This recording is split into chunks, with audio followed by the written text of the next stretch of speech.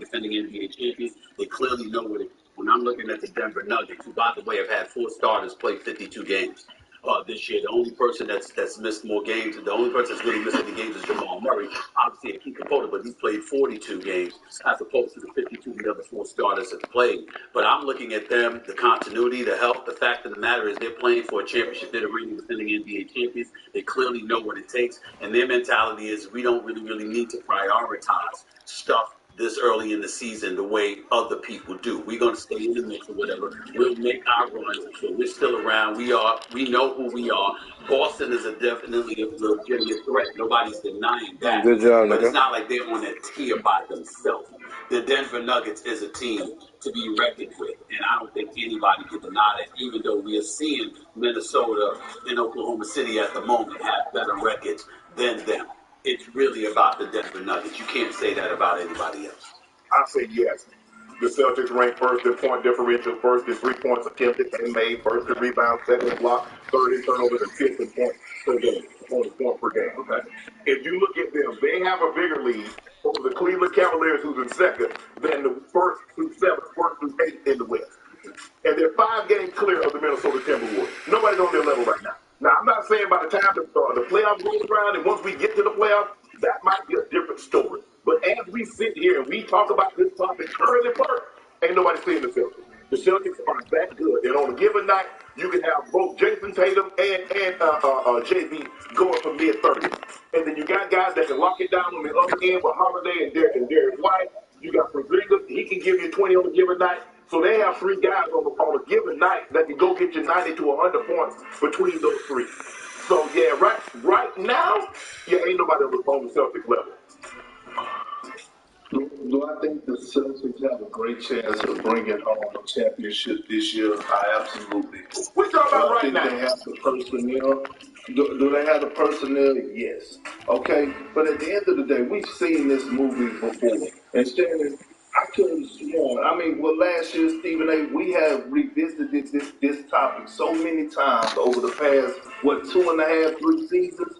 Because we've seen this movie before. The Celtics are not judged on regular season. Jason Tatum is not judged on regular season. We haven't even seen Kristaps Porzingis in a playoff meaningful game. I don't know what he's going to do in the series, but I do know what the Denver Nuggets are going to do. I do know what Jokic and Jamal Murray is going to do. I also know what Kawhi Leonard Jordan.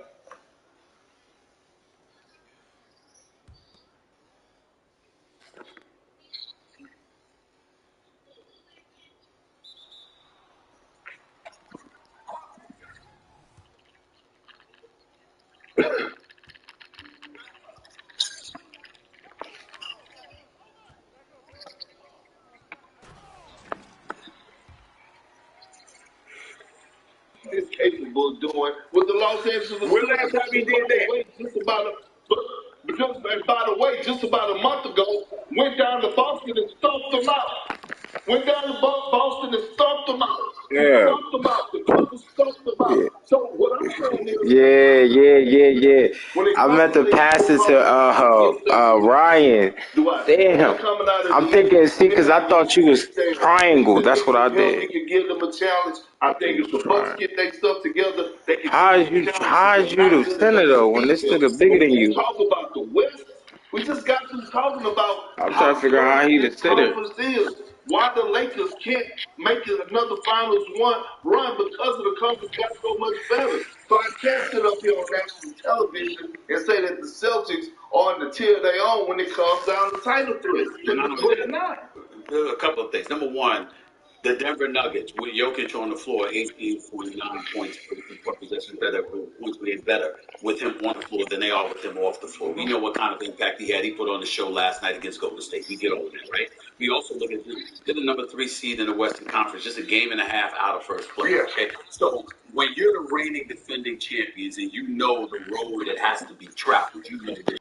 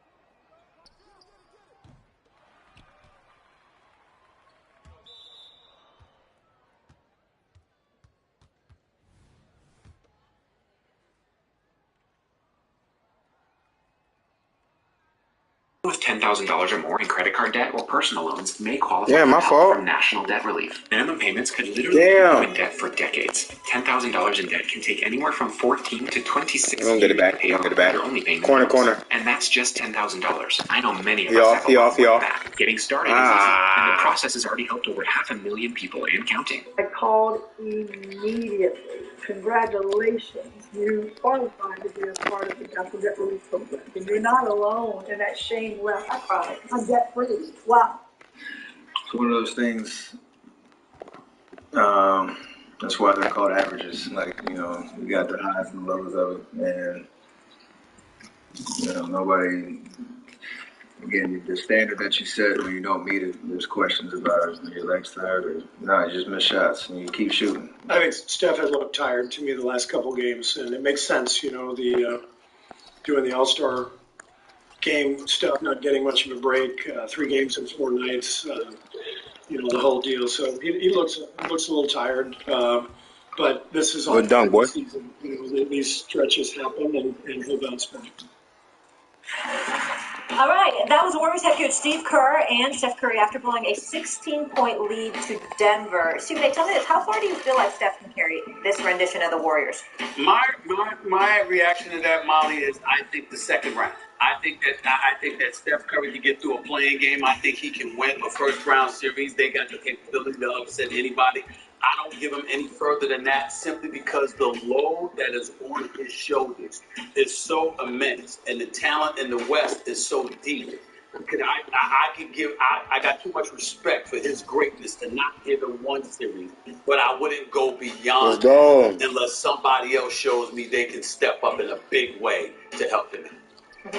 All right, let's get to the team that handed them the L. That'd be Nikola Jokic. He's the odds-on MVP at ESPN Bet, Stephen A. If he wins, this would be his 3rd in the last 4 seasons. It's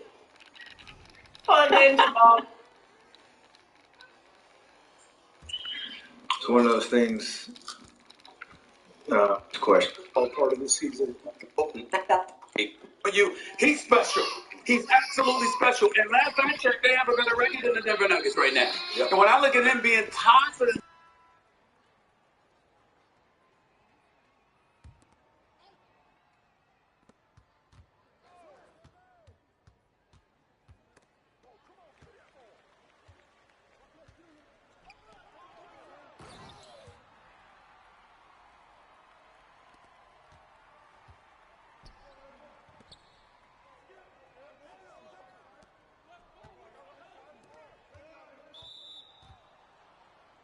Damn, bro, I was just about to pass it to you. I had just got the ball, so I was just about to pass it to you, too.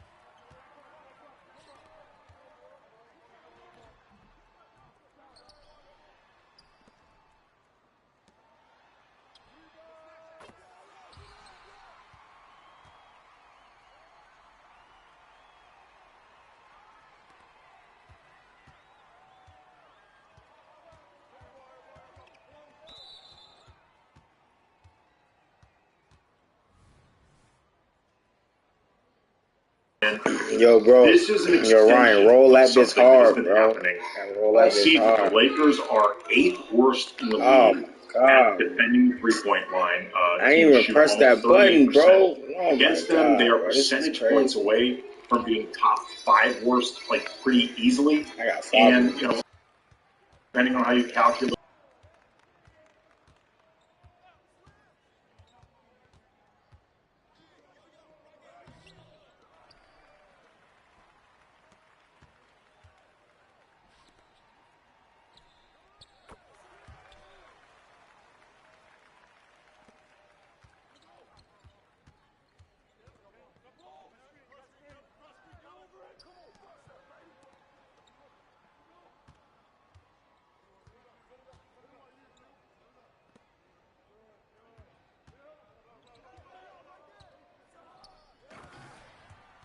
Shit, boy, you needed that. To defend. Currently now, you choose. You try. Well, we will give up A in order to do B. We will allow C in order to defend D. Which is, by the way, one of the things that's sort of, I guess, frustrating about the way they lost on Sunday. It was like, you know, it's almost like if Durant and Booker blow up, it's like those guys score 76 points for 85 points between them. You're like, that's why they're paid millions and millions of dollars. It's the fact that they didn't and they still lost. But the Lakers, the shot quality, it's not just that they give up a lot of threes, it's that they give up a lot of quality threes. Right, I think that's part of the issue. Yes, it is. It is part of a strategy we've seen all season, or an approach, however, an ethos, however you want to put it, where certain shooters, in a lot of cases just the ones who are not stars, anybody taking threes, they are often, I don't want to say just given the shot at all times, but they are lesser on the priority chart in terms of who you are looking to guard. The Lakers often help off pretty good shooters, and sometimes guys who are in a bit of a shooting slump, but have an established track record of nothing else in the past of being good shooters, or guys who are mediocre shooters, but they take threes. So they are guys that they're not like Jackson Hayes. They're guys that if you give them open looks, they will probably eventually. That's the thing. That's the thing. It's not that, like, there's certain shooters that you want to let take 3-point shots. And, quickly do want to let people know today's episode is brought to you by FanDuel. Make every moment more. Right now, new customers can get $150 in bonus bets with any winning $5 bet. That's $150 if your bet wins. Visit FanDuel.com/locked-on to get started. And, like, again, the 3-point thing comes at the trade-off of, say, trying to keep people off the line. Like, the Lakers are good,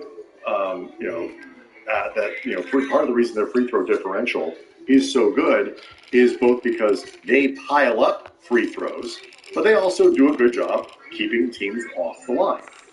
Some of that is how you shape your defense and which shots you give up and what you concede and how aggressively you run out on drives and all of that. I think where the Lakers keep running into trouble is if you allow average 3-point shooters high quality looks, then they may not be average anymore. Like, you want to allow average three-pointers or bad three-point shooters the kind of looks that let them be average or bad on most nights, and they don't do a very good job. No, they don't. I mean, it feels very often like they have an approach of eventually the averages will even themselves out. Like, a law of averages will eventually even out, which may be the case, but not necessarily in this game you're playing. It may even out, say, 2 games from now against a different opponent, which means you may have been right, but it doesn't actually help you. And in this game against the Suns, for example, where they were doing a lot of helping off, the Grayson Allen, who, by the way, is not somebody you should be helping off anyway because he's too good a shooter. Right. Grayson Allen doesn't qualify for this. He's too good a shooter. Right. But certainly are great. Should. Daddy. But, I mean, part of what makes teams.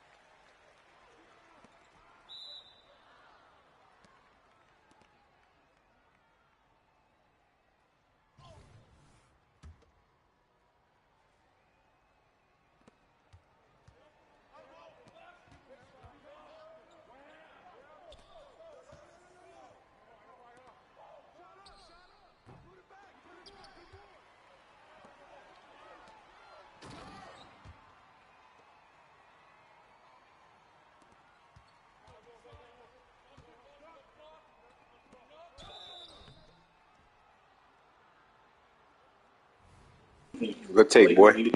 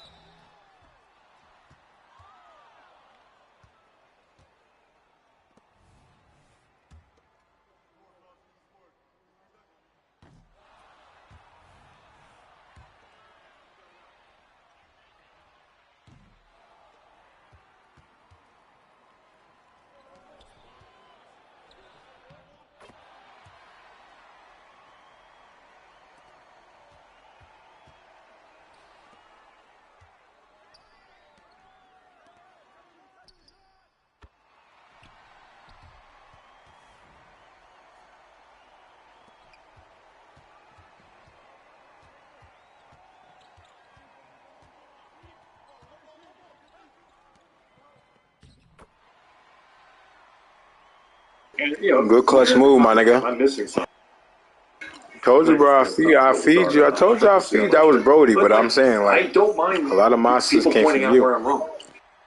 Gotta get this. Like the Lakers.